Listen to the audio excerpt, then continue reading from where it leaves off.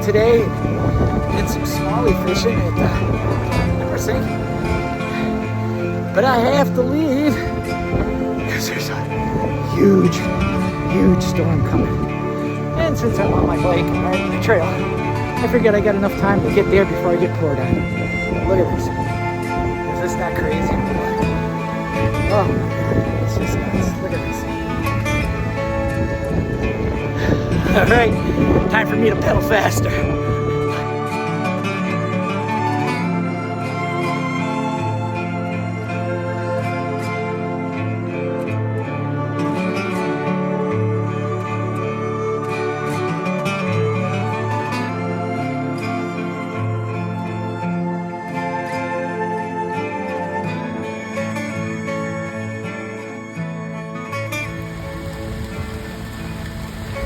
Well, I got home in the nick of time because it started raining.